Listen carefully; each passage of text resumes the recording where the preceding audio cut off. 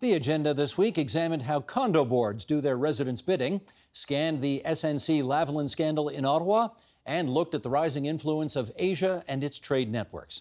The agenda's Week in Review begins debating plans to upload Toronto's subways to the provincial government.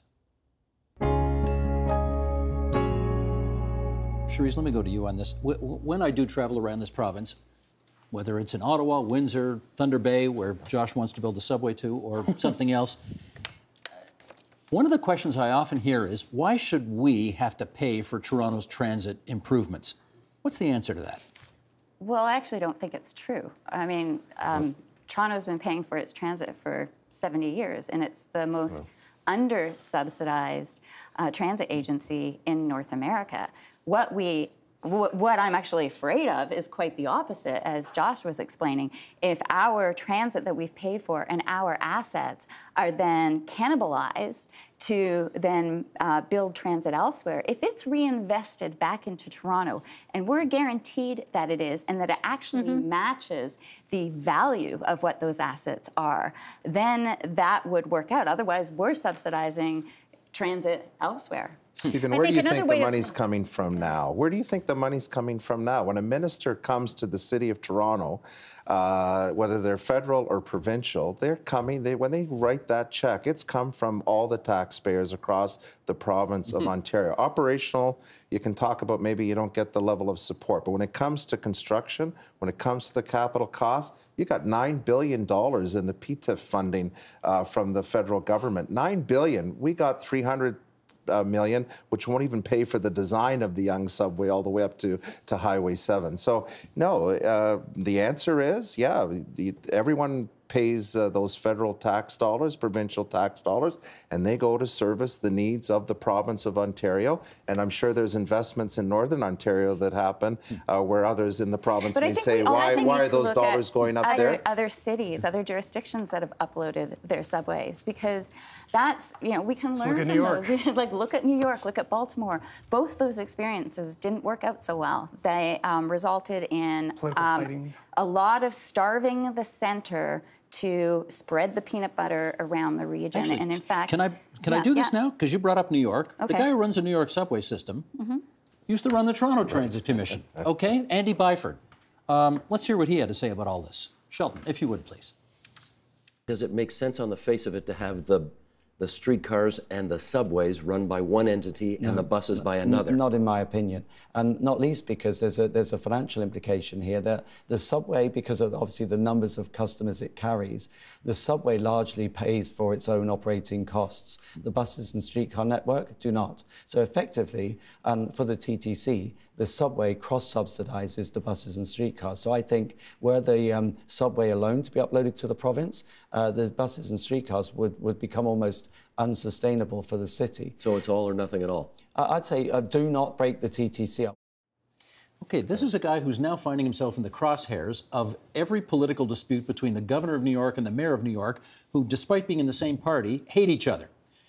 And he's supposed to figure it all out. So you're talking uploading may not be. So you're talking operations there, though, right? Yeah. He was talking about operating, and I would agree. You wouldn't break up the TTC operationally. The Line 1, young subways, they're cash cow that helps pay a lot to and contributes a lot to the rest of the system. That's not what we're talking about here, and I don't think I've seen anything that disputes that. We're talking about advancing the priority transit projects, building them, actually building them. The TTC will continue to operate them, and, you know, God bless them, they'll get that ridership and that revenue. Even on the capital side, though, on the physical infrastructure side, a lot of the subway infrastructure is really closely integrated with streetcar lines, with bus lines, right? Like there are streetcar lines that go right into underground subway stations. So you can see how complicated this is going to be. Right now, the province and the city are trying to put a value on subway stations, on subway tracks. How do you split up what part of a subway station is serving a streetcar and what what is the subway, it gets very, very difficult. So even though operations would probably be messier, even what they're talking about now is going to be very difficult to set. And some of that can create a lot more delays if we're looking at building faster. I mean, there's hundreds of easements. Like, who owns the signals? Who owns the liability if somebody? Where does the bus space start and end in the transit station? It's very complicated. It's not a simple thing. But it's not. They like us to think it's simple and that this is going to solve the problems. Well, it could create more problems. And I think we need to just start rolling up our sleeves and figuring out how to fund the transit that is evidence-based. We already know. And that is going to we already know Right. the projects that are evidence-based. We already know what needs to get done. There needs to be a willingness to recognize ourselves as elected representatives, but also be honest with the electorate, with our voters, with our citizens, that it's not always a subway. That subways should be where subways belong, based on ridership, based on density projections. But also, we need LRTs, we need other surface routes, we need to utilize our trains, our GO, our AR better, and build a system that we could do right now if we chose to. Unfortunately, what I'm concerned about and what many riders are concerned about is that if we get into this long battle over ownership, it once again delays moving forward with the evidence-based transit Stephen, because we're looking at this. We just had the Spadina subway come up to Highway 7. We had to integrate our bus rapid transit system with the subway station that's there.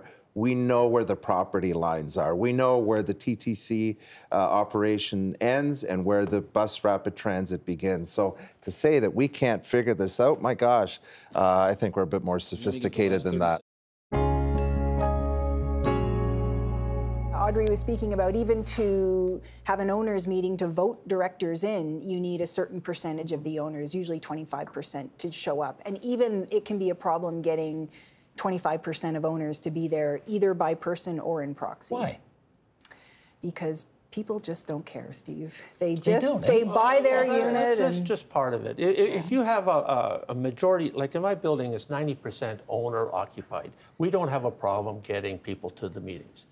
But if you're in a building downtown and some of these large ones where you got 80%, 90% of the units are either rented or they're used as short-term hotel rooms, there is nobody in the building that, you don't have quorum in the building. Because they don't have a piece of the action. And the people who own these things could be all over the world. And they have a management company here looking after it for them, or a real estate agent looking after it for them. So you're not going to get in touch with them. Can I ask you, Megan, do you think it's a problem when, now you said what, 80 to 90% of the people that's the worst owner cases. occupied? Yeah, but they're there. Okay. Is it a problem in a condominium when most of the people who live there actually are not the owners of the units they're in? We see a lot of problems in the buildings. A lot of them are in the downtown area. You get a transient population. Sometimes it's short-term rentals, and it becomes a big problem because tenants usually don't take care of the building like owners would. And they don't care if they're moving in 6 months. Some of the behaviors we've seen have been pretty shocking. Go ahead, tell me. You hear stories, particularly with the short-term rentals, massive parties, 30 young people, vomiting in the hallway, things going on in the stairwells. And meanwhile, you could have someone next door who's spent $600,000 to buy a home that they live in, and they're living next to this. And it certainly, temperatures rise. Okay, so what what tools does the person who actually lives there and for whom it is home, what tools do they have to take on a neighbor who is clearly being flagrant and irresponsible? Well, it's actually the condominium corporation and the condominium board who is responsible for enforcing the rules and for keeping everyone in line. So if your neighbor is short-term leasing and it's causing a lot of problem, you report it to usually the condominium manager, who is then tasked with enforcement and dealing all of this. And if your board doesn't want to spend the money to engage counsel, or if management is overrun with all sorts of other problems, these don't get addressed in a timely manner, and it certainly causes a lot of trouble. Now, we know in an apartment building who's responsible for knocking on the door and saying, hey, you're making too much noise. Who's responsible for doing it in a condo where everybody theoretically is the owner? It basically would go back to the management, and they would generally issue a letter. But they don't live there, right? Well, no, it would go to the owner. The actual letter would go to the owner with a copy to the tenant. So the owner who is on titled, deeded on title, would be still responsible for their unit. And then we would call Megan. if it didn't work out. Yeah, is this how you get a lot of business? It certainly is, of Yeah? course, yeah. Some of the disputes where tenants, I have one right now where it's a tenant who, a lot of late night parties, high heel shoes on a hardwood floor, and the particular owner would ignore the manager and for years would say, oh, she's looking after it, referring to the tenant. So finally we started a legal proceeding and that got everyone's notice. And I think it's only because the legal fees ultimately may be paid by the unit owner, and that's why the owner finally stepped up to try and evict the tenant. Yeah. Take an interest. Okay, but so we're hearing a few horror stories here, but which are very intriguing and interesting. But Holland, generally speaking, would you say the majority of the condominium association boards in this province do a decent job at fulfilling their responsibilities? They do as far as we know, they're doing okay. Everybody's doing okay. Are they wonderful? Could they be better? Of course. Could it be, a lot of them could be worse? Of course. Because at the end of it, condominiums have to work for the majority of people. And if they don't, we wouldn't be buying them. It's not, it's like you hear all these problems with Airbnb, you hear problems with renters in condos, but generally speaking, they're rare. You don't get chairs thrown off the balconies every day. Not every day, thankfully, and, no. And one condo wasn't that crazy? I know, that was absolutely crazy, wasn't it? Yeah, well, one condo I know, there was a renter, and if anybody got security or somebody upset him, he'd go and take the fire extinguisher and drop it down the garbage chute. Oh. It's incredible, crazy things can happen, but it's so rare. I have here, open on my browser, he writes, on neighboring tabs, 6 columns from 6 different Montreal-based news organizations arguing in so many words that the alternative to giving SNC a deferred prosecution agreement is economic chaos. The Journal de Montréal predicts catastrophe. Must we destroy the company, asks the best legal columnist at La Presse. Who would benefit from the end of SNC, if not other big Canadian companies like Toronto's Aecon, whose acquisition by a Chinese company Ottawa just blocked, asks Le Devoir's man. Martin, my question for you is SNC-Lavalin too important to the province of Quebec to risk having a criminal trial with them at the center of it?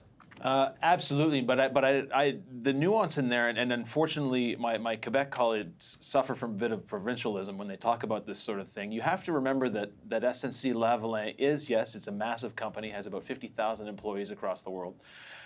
In Canada, about 3,400 in Quebec. The majority of SNC-Lavalin's employees in Canada are outside the borders of Quebec. This is a Canadian story. You can't just plug it and say that it's simply a Quebec thing.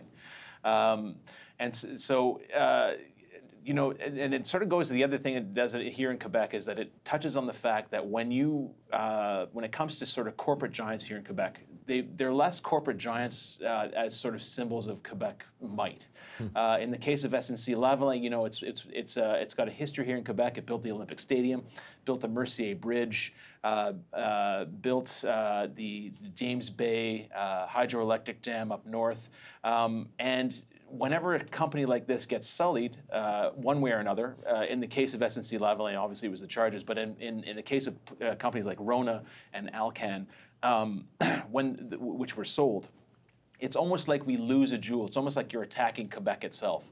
And so that's why you sort of get these very, very visceral reactions from the colleagues that Paul was talking about in there. Let me do a quick follow-up with you, Martin, and that is, I think it's been almost a decade. Some of our viewers may remember you wrote a cover story for Maclean's that, got just a wee bit of attention when you referred to Quebec as the most corrupt province in Canada. And one of the arguments that you made in that piece was that the rest of Canada tends to cut Quebec a lot of slack on these kinds of things because the rest of Canada is terrified that if it pushes too hard on this, it will fuel Quebec separatism.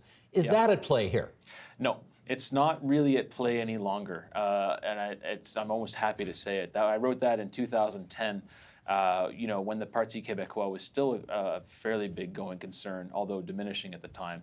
The Parti Québécois has not been wiped out from the political conversation, anything is far from it. But in terms of electoral votes, they're the third party in the National Assembly now. It's not the Liberal government that's in power, and the Liberal government that often fomented the idea that if you don't vote for us, it's going to be the PQ. That argument doesn't work any longer because we have the Coalition Avenir Québec in power now, which is a nationalist government, but isn't particularly separatist, does not want to hold a referendum on this kind of thing. It's almost like they've taken away the aspect of, or the threat of separatism, but the idea of sort of economic nationalism, or nationalism in all its forms, I guess. You can say identity nationalism, you can say economic nationalism, is still very, very much in play. And then that when you attack SNC-Lavalin, you are necessarily attacking Quebec. Bob Fipe, admittedly a bit of a hypothetical question here, but if this company were not a Quebec company, let's say it was based somewhere in the rest of Canada, would this story be different? Look, let's cut to the chase here. Here's the reason why this whole thing stinks. SNC-Lavalin has been involved in a lot of crooked things over the years. For 10 years, they were banned from bidding on contracts with the World Bank. World Bank. They now get charged with paying bribes in Libya for contracts. They now know they're in serious trouble because if they get convicted on this charge, they are going to be facing a 10-year ban on federal contracts. So what happens? A lobbying effort begins very seriously in Ottawa. They then begin to get their own, which in Ottawa was considered the SNC law on deferred prosecutions. That is slipped into an omnibus bill, not through the Justice Committee, but an omnibus budget bill so it could be passed quickly in the House of Commons with very little scrutiny. And they then get the bill passed and it becomes law in September. Early in September, the Public Prosecution's Office says, no, we cannot allow you, we're not going to give you a remediation deal despite this law. And then there's a number of reasons why. The way this law was structured is that you can't do it for national economic interest, and we're not sure whether SNC-Lavalin was willing to plead guilty for everything that they had done. And that is a crucial thing. And then what we end up happening, they then go to the Prime Minister's office and the lobbying begins, or pressure begins on the Justice Minister to see if she can do what she can to convince the public prosecutors to do a remediation deal. When she refuses to do so, she is suddenly shuffled in January. There is really no longer such a thing as a coherent, united West. When I think of Canada, for example, I think of a country that's a lot more like Western Europe than it is like the United States in terms of your political economy and your welfare system and so forth. I think of America and the UK being in a different sort of camp at this point. So, you know, one of the things I go to great lengths to point out and document in the book is my chapter about Europe. And I say, Europe, which really represents the West as much as any other part of the West, is really leaning heavily towards Asia, right? The European Union trades with Asia $1.6 trillion a year. That's $500 billion a year more than it trades with the US. That's a lot of money. That's a lot of money, and it really shows that Europe, which we completely ignore because they may not be articulating their position well in the English language on the BBC or TVO, but we don't listen to what Germans and French and Italians and Spanish are doing, but I'll tell you what they're doing. They're actually leaning very heavily towards Asia because it suits their economic interests, it creates jobs for them, it boosts their exports. And yes, they have to deal with the challenges of the value systems clashing, especially when they deal with China. But they have strong positions on that. You know, the German government is no less tough in criticizing China than other Western governments are. But we should pay attention to that because they engage and challenge at the same time, rather than retreating and pulling back the way the US has done with the TPP trade agreement, the comprehensive trade agreement that Canada and Mexico very wisely joined and the US didn't.